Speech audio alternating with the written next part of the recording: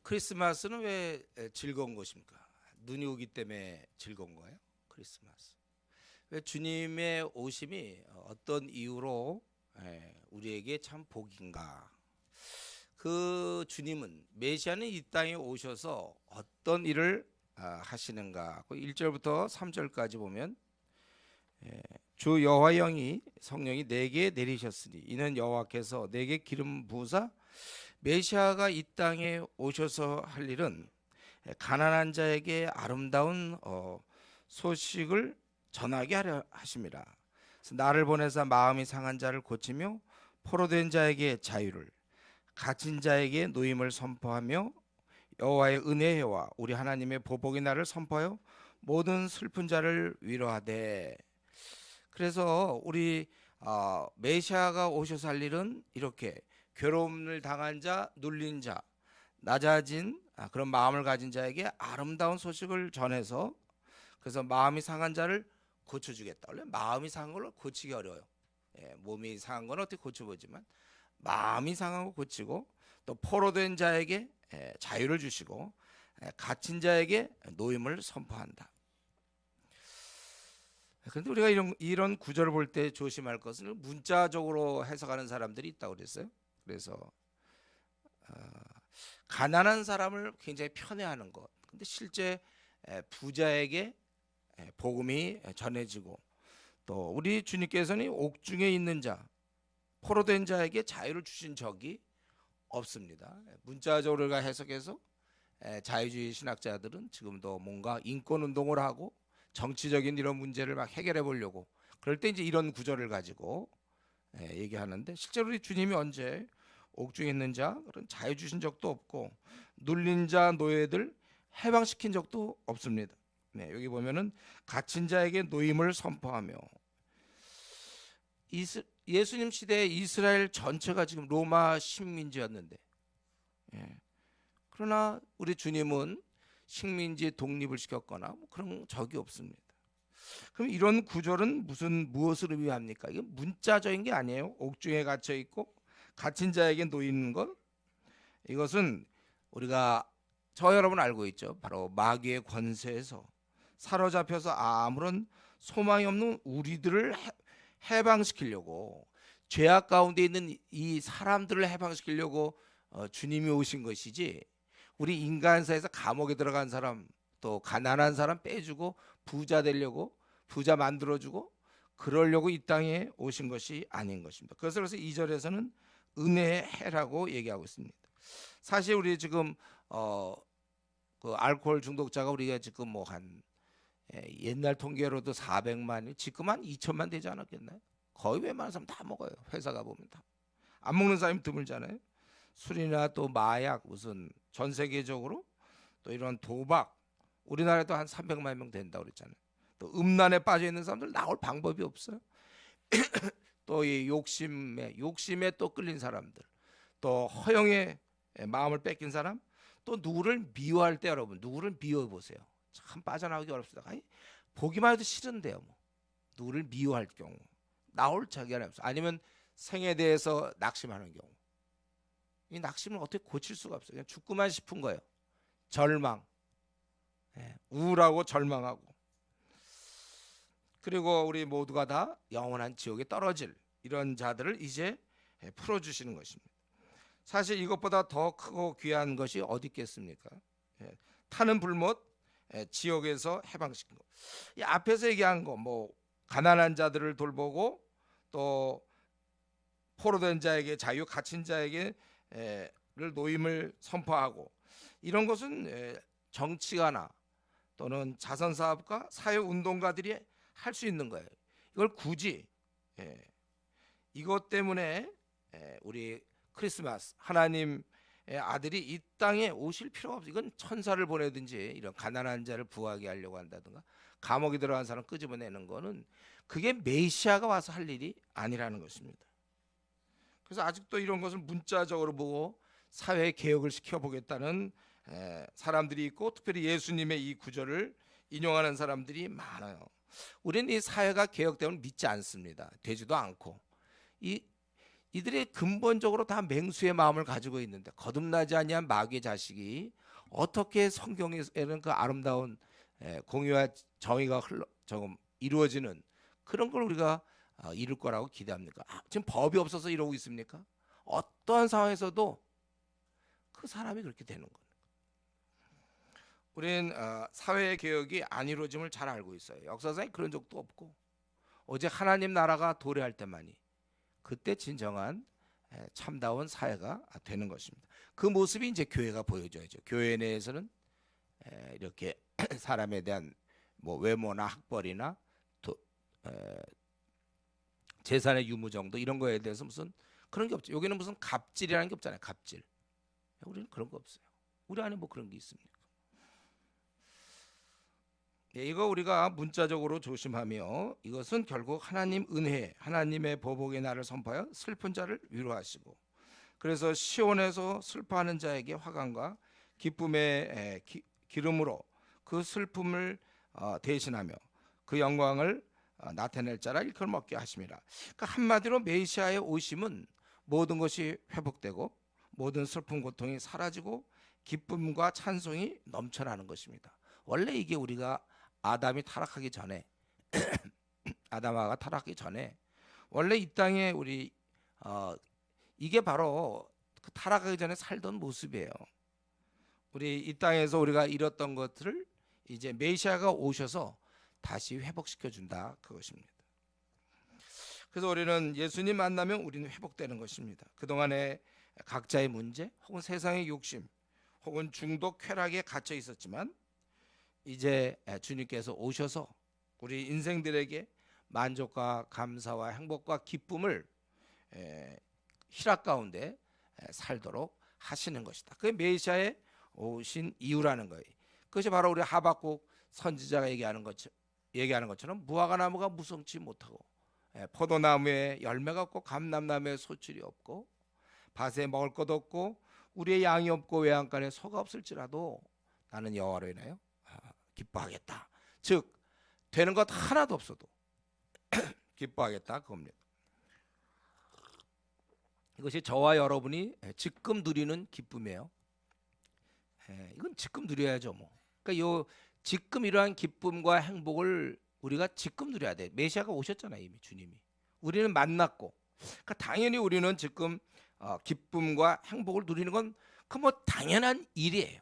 물어볼 것도 너 행복하냐 묻지도 마세요. 원래 행복인데 우리는. 목사님 저는 사실은 기쁨이 없습니다. 오늘 한 해를 들여다볼 때 행복하지도 않습니다. 나에겐 참 만족이 없습니다. 그렇다면 뭐가 문제일까요? 네, 기도 생활이 없는 거예요. 기도 생활 그렇게 해갖고는 안 된다는 겁니다. 여러분. 내가 만약에 기쁨이 없고 만족이 없다는 것은 결국 내 기도 생활로는 안 된다는 거예요. 밥을 한 그릇 먹어야 되는데 밤낮 한 숟갈씩 먹으면서 왜 이렇게 배가 고프냐? 참 자꾸 그런 사람이 옆에 밥 많이 먹어라도 계속 한 숟갈 먹으면서 밤낮 배고프다는 사람 여러분 자꾸 동생으로 두었다면 어떡할까요? 이 손이 주먹이 어떻게 될까요? 깡깡. 저는 우리 성도들 때로 이렇게 얘기하면 안 되나? 전 그러고 싶을 때가 있어요. 아니 기도하면 되는데 밤낮 불행하 양반. 그래서 얘기했잖아요. 기도 생활 좀 제대로 좀 해보라고. 안 하면서 힘들어요 목사님. 더 힘들어 나는 밤낮 그러면. 이제 한 해도 다 끝나갔어요. 이 정도 했으면 됐어요. 이제 새해부터는 좀 이제는 우리 안에서 그런 얘기 안 했으면 좋겠어요. 주님 만나면 행복하고 만족한 건 당연한데 자기가 지금 행복하지도 않고 만족하지도 않고 우울하다면 그게 무슨 결혼 문제 때문에 직장 문제 때문에 앞날 문제 승진 때문이 아니라 가정 때문이 아니고 자기가 충분히 사람마다 다 다르단 말이에요. 자기가 소화시킬 수 있을 만큼 충분히 먹어줘야 그래 되는 거예요. 자기가 이러면서 어떤 기도를 뭐 얼만큼 해라라는 것도 사실 우습죠. 자기가 그 문제가 해결될 때까지 기도해야 된다면 어떤 사람은 나는 5분만 기도해도 나는 행복하고 평안하고 만족하다. 그렇게 하세요. 어떤 사람 그렇게 안 되는 사람은 만약 1시간에서 안 되는 2시간 해야죠. 아침 저녁으로 해야 될 것이고 그러면은. 그러니까 우리가 각자 하여튼 중요한 건 그거예요. 뭐 더 저는 이제 저도 지쳤어요. 이제 1년 내내 했으니까. 오늘 또 이렇게 또 얘기해야 되는데 이제 나는 이제 모르겠어요. 이제 나는 여러분들이 각자 자기에게 맡기고 어쨌든 행복하게 만드는 건 자기 책임이에요. 이미 다 주어졌는데 뷔페 식당 다 들여보냈는데 자꾸 배고프다는 얘기 하지 말고 자기가 알아서 먹고 나오세요. 이 정도면 먹었다. 배부르다 할 정도 해야지. 그걸 내가 또 얘기됩니까? 우리는 원래 예수님이 오신 것은 우리로 하여금 이렇게 정말 그 기쁨과 행복 우리가 이런 것을 주시려고 그래서 슬퍼하는 자에게 화관을 주고 죄를 대신하며 기쁨의 기름으로 그 슬픔을 대신하며 찬송의 옷으로 그 근심을 대신하고 이 말은 뭐예요? 그분이 오기 전까지 우리가 슬펐고 근심이 있었던 거 확실합니다. 그러나 주님 만난 이후로는 이제는 각자예요. 각자. 이제 자기가 힘들어요 목사님 저는 기쁨이 없어요 행복하지 않아요 이런 얘기는 저한테 와봤자 그건 뭐예요? 네가 먹어야지. 그럼 어떡하냐. 밥 다 뷔페 식당 표까지 다 줬는데 가서 자기가 먹어야지. 안 먹고 또 자기가 그러면 안 된다. 지금 이거 무슨 말씀인지 다 이해되죠? 이해가 됩니까 안 됩니까? 된 건 옛날부터 됐죠 사실은. 근데 끝까지 자기가 기도 생각을 안 하고 말 안 듣고 그러니까 행복하지는 않아. 그러니까 아예 알아 몰라 나도 이제는요. 이런 거 적지 마세요. 목사님 모른다고 그랬다. 그러지 마세요. 이렇게 기쁨을 주시기 위해서 주님이 오셨고 그래서 실제로 오셔서 어떻게 됐습니까? 그 사역의 결과로 많은 축복이 임해지는 거예요. 4절부터 9절까지 그 결과 오심의 결과 황폐된 곳이 4절에 다시 수리될 것이고 다시 일으킬 것이고 이거 지금 이사야는 아직 주님이 오시기 전에 이걸 예언하고 있는 거니까요. 그래서 이방인 그 5절에 보면 외인은 서서 너희 양떼를 칠 것이요 이방 사람 너희 농부와 포도원지야. 사람을 막 고용할 정도로 풍부한 그런 것. 그리고 너희들은 여호와의 제사장이라고 일컬음을 받고 또 사람들이 너희를 우리 하나님의 봉사자라 할 것이며 너희가 이방 나라의 재물을 얻으며 먹으며 그들의 영광을 얻어 자랑할 것이다. 이제는 완전히 이들이 그 황폐한 것이 다 회복되고 외부 사람들이 그들을 압제하던 사람들이 오히려 그들을 섬기게 되고 이들은 여호와의 제사장 하나님의 봉사자 그들의 영광을 얻어 자랑할 것이다. 아주 감사하고 기쁨이 넘치는 것이죠. 왜냐하면 자신들의 원래 신분이 회복된 거 원래 이스라엘은 하나님 나라의 제사장 나라거든요. 그걸 이제 회복한다는 거예요. 그래서 수치 대신에 보상을 배로 얻으며 능욕 대신 몫을 인하여 즐거워하고 그들의 땅에서 갑절을 얻고 영원한 기쁨이 있으리라. 이것은 다 알아야 될 것은 하나님께서 주시는 축복이라는 거예요. 그래서 물은 나 여호와는 정의를 사랑하며 불의의 강탈을 미워하여 성실히 그들에게 갚아주고 영원한 언약을 세울 것이며 또 그 자손은 문나라 가운데서 아주 알려서 보는 자들이 하나님께 복받은 자손이라고 얘기할 수밖에 없다는 거, 인정하도록 한다는 거. 그러니까 메시아가 오므로 이제 하나님 나라의 백성들은 이러한 엄청난 축복을 얻어 주위 사람들이 다 알 정도로 그렇게 된다는 것입니다. 그러니까 이제 레위 지파뿐만 아니라 이 모든 이스라엘 백성들이 하나님의 제사장 봉사자로 일컬음을 받는다는 것입니다. 우리 하나님께서는 원래 우리에게 복 주시기를 원하시죠. 근데 복 주시되 풍성히 주셔서 누구나 다 알 정도로 과분한 사랑을 주시는 것입니다. 특별히 이제 구약 때는 이렇게 뭐가 먹을 게 많고 풍성한 삶이고 안전한 거라면 신약 시대에는 이제 내면의 깊은 평안, 어떤 감사, 만족, 희락, 소망 뭐 이런 것들이 이제 우리에게 풍성히 주어지는 것이며 메시아가 옴으로써 회복되는 것 중에 이런 기쁨 말고도 여기 보니까 6절에 너희는 여호와의 제사장, 하나님의 봉사자라.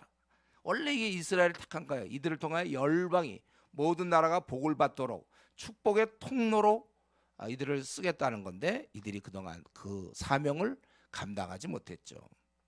사실 이게 오늘날 우리 마찬가지죠. 제자리에 이제 제자리를 찾은 우리는 이제 제자리에 정상적인 위치의 출발점에 섰다면 이제는 무엇인가를 해야 되는데 그것을 이제 깨닫게 하신 거예요. 지금까지 긴 방황을 끝내고 이제는 주님을 위한 제사장, 봉사자가 되는 것입니다.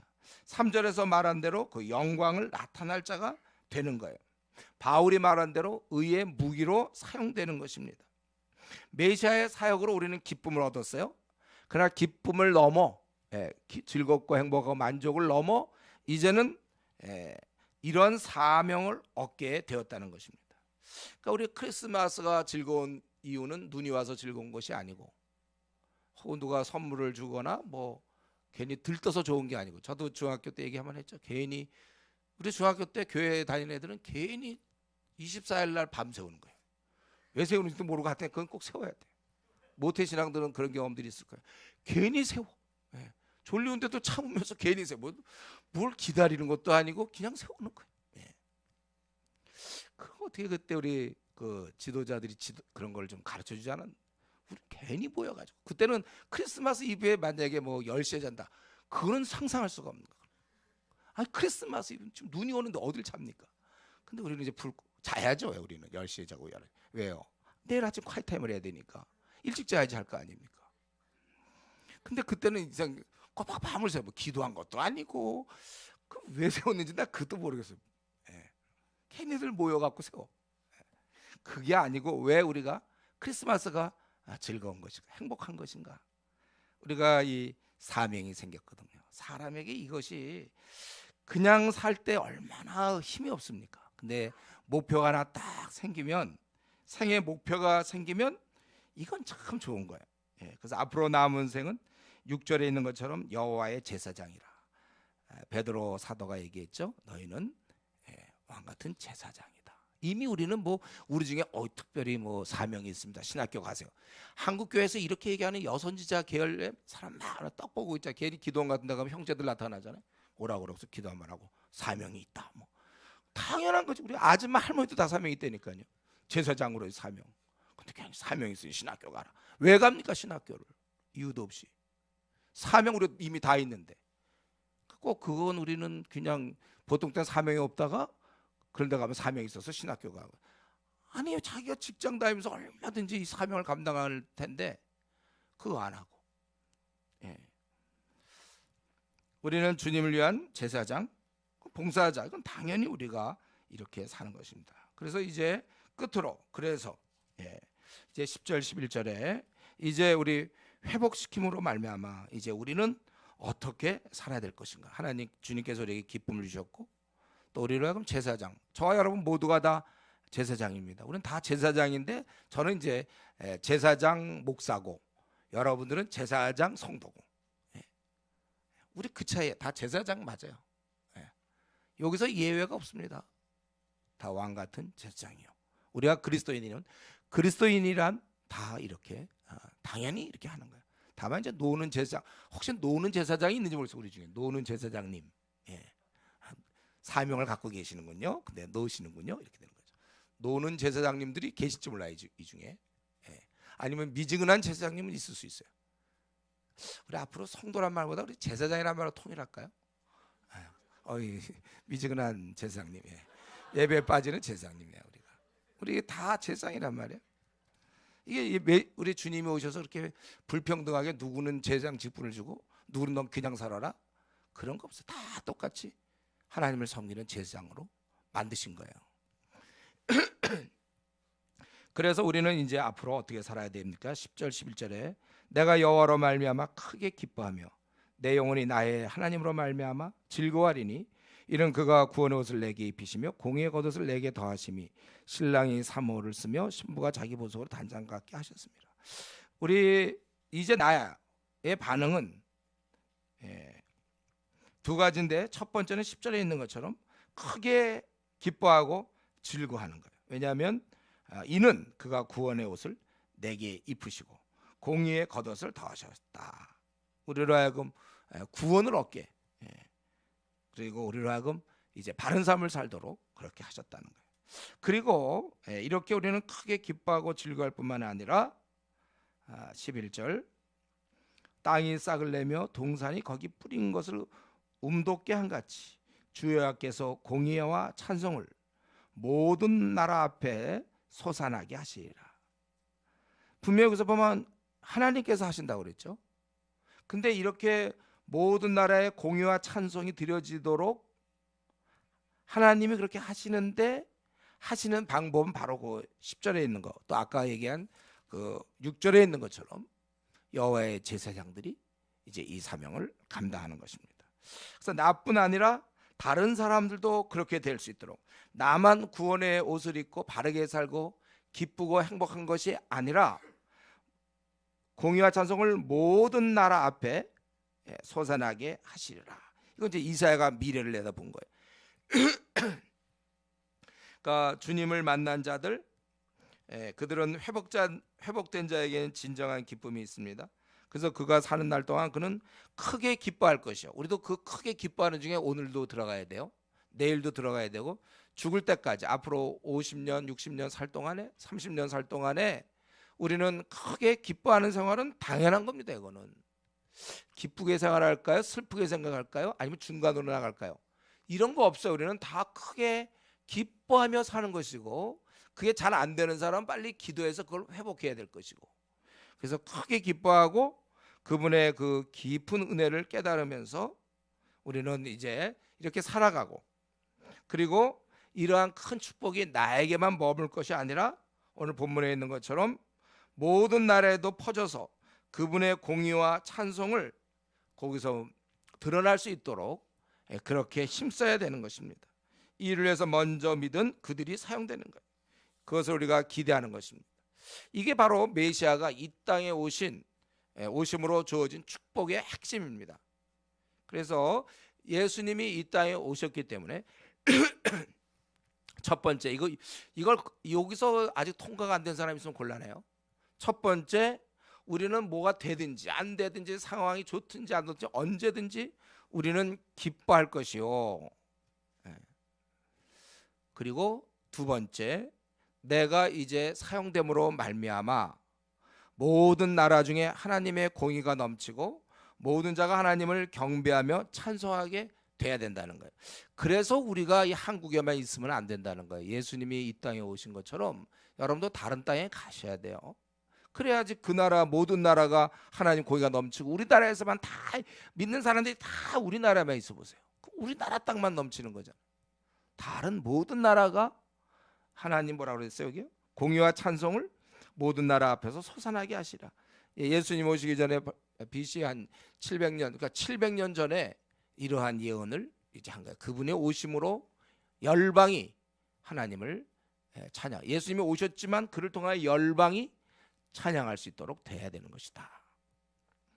결국 이렇게 해서 하나님 나라가 확장되는 거, 메시아가 이 땅에 오심으로 주어진 축복입니다. 우리는 이 일에 사용될 수 있는 존재고, 우리 여기에 우리의 사명이 있는 거예요. 결국 주님의 오심으로 이런 결과가 이어지게 된 것입니다.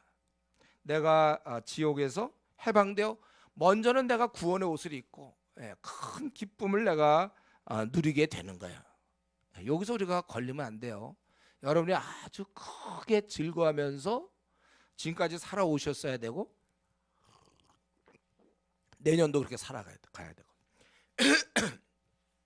우리는 크게 큰 기쁨을 누려야 되고, 그리고 동시에 우리는 제사장으로 하나님의 봉사자, 여호와의 제사장, 신약에 얘기하면 의의 무기, 이렇게 되어서 사용되어서 하나님 나라를 확장시켜야 되는 것입니다. 이 일을 위해서, 이렇게 우리가 살도록 하기 위해서 주님이 오신 거예요. 우리를 구원만 시키러 온 것이 아니라, 우리에게 기쁨만 주러 오신 것이 아니라 모든 사람에게, 편파적으로 우리만이 아니라 모든 자에게 이 일을 위해서 주님이 오신 것이고, 그래서 우리는 참 기쁜 거예요. 그래서 기쁘다, 주님 오셨네, 우리가 찬양하는 것입니다. 이것이 크리스마스의 본질적인 즐거움이에요. 그러므로 주님이 이 땅에 오심을 기억하는 우리들, 그러니까 주님의 오심은 이제 이러한 사인이에요. 시그널이란 말이죠. 뭐냐면, 야, 내가 이제 시작했으니 너희도 이제 나처럼 해라. 내가 이렇게 낯선 땅에 찾아와서 이 하나님을 드러내고 너희들을 이렇게 기쁨을 주고 한 것처럼 너희도 이제는 나처럼 하라. 내가 세상에 뛰어들어 너희를 하나님의 자녀로 만들어 행복하게 해 주었으니까 이젠 너희도 세상에 뛰어들어, 그 직장이든지 또는 학교든지 어디니 뛰어들어서 그들을 해방시켜 하나님의 자녀로 만들어주고, 또 우리나라뿐만 아니라 전 세계적으로 어디든지 우리는 만나는 그 많은 사람들에게 행복하게 만들어주라는 그러한 주님의 말씀이며 행동인 것입니다. 그렇기 때문에 우리는 이 크리스마스라는 것은 결국 우리에게는 뭐예요? 자, 시작됐다 이제. 이거는 그러니까 우리에게 그 작업을 시작하라는 이 작업 작업 명령서, 뭐 오더가 떨어졌다는 거 있잖아요. 뭐 작업 명령서에, 그러니까 크리스마스는 그러니까 기쁘다 구주 오셨네. 그리고 노래할 기쁘다 구주 오셨네. 작업 명령서 떨어졌네. 이렇게 이제 이런 찬양이 좀 안 나오는 것 같아. 우리가 작업 명령서가 떨어져. 그동안 나 실직자였거든요. 나 일도 안 하고 그냥 허구한 날 밤낮 실업자로서 10년을 보냈는데 20년을 그냥 일거리도 어디서 오라는 회사가 없어요. 근데 기쁘다 취직 통보. 그거가 기쁩니까? 그거는 뭘 의미하는 거예요? 이제 출근하라는 얘기잖아요. 이제부터 일하라는 뜻이에요. 그렇기 때문에 우리는 이 결론적으로 우리가 이 크리스마스를 맞이해서 무가치하고 한심한 나에게까지도 이제 나를 믿고 제사장으로서의 직분을 주셨으며 나에게 일거리를 주신, 우리는 그분을 찬양해야 될 것입니다. 이제 나는 구원을 얻었고 행복하고 기뻐요. 남은 생 더욱 열심히 우리가 일할 것을 결심하는 성도가 돼야 되는 것입니다. 그래서 우리 이제 이 크리스마스를 우리가 이제 맞이하면서 나도 주님처럼 이렇게 주님이 오신 거잖아요. 이 땅에 죄악이 가득한 곳에 죄인들을 위하여 오신 것처럼 나도 이 크리스마스를 맞이해서 그렇다면 나도 그 어두운 곳으로 가야 되는구나, 그것을 깨닫고, 그래서 믿는 사람끼리 항상 즐겁고, 크리스마스 때도 우리 믿는 사람끼리 항상 보내는 것이 아니라 우리 마음속에는 주님의 오심 그 전체가 결국 그 한 가지 행동이잖아요. 죄인을 구원하시는 행동. 이제 나의 삶 모두가 이제 죄인을 구원하러 가는 그러한 삶으로 살 것을 다짐하는 그러한 날이 되기를 바랍니다. 기도하겠습니다. 우리 이 시간에 기도할 때 주님은 너무나 분명하게 보여주셨어요. 이 땅을 찾아와 주셨습니다. 나 같은 것 구원하려고, 그래서 기쁨을 주기 위해서. 그때 먼저 첫 번째 우리가 좀 기도할 것은 정말 나에게 이러한 진정한 기쁨이 있는가. 그리고 내가 그 기쁨을 못 누린다면 자꾸 상황 얘기 그만하고 제일 핵심은 왜 기쁨을 못 누리는가? 게으름 때문에. 기도 생활을 안 하니까, 늦게 자니까, 늦잠 자느라고 아침 일찍 기도할 수 없으니까, 기도가 안 되니까 우리는 세상에 질 수밖에 없는 거고, 이 기도가 살아있다면 우리는 기쁠 수밖에 없는 거예요. 환경과 관계없는. 그래서 나는 중요한 건 내가 오늘 한 해를 돌아볼 때 정말 기쁨 가운데 생활했는가. 아니라면 나는 기도 생활을 왜 지난주에도 제가 설교했죠. 기도하는 자에게 기쁨, 같은 기시 돌림이라고 그랬잖아요. 기쁨이 있는 것이다. 또 분명히 여러분 이걸 잊지 마세요, 여러분들. 그리고 두 번째로 우리가 이렇게 이제 여호와의 제사장이 되어서 봉사장이 예외가 없어요. 우리 모두가 다 그렇게 임명을 받고 이제 우리가 이 성탄절을 즈음하여 나는 어떻게 나갈 수 있는가, 또 나는 직장에서 어떻게 그렇게 살 것이며, 또 경우에 따라서 내가 이 한국을 벗어나서 그렇게 살 것인가. 우리 자신을 좀 돌아보면서 이 시간 같이 통성으로 기도하겠습니다.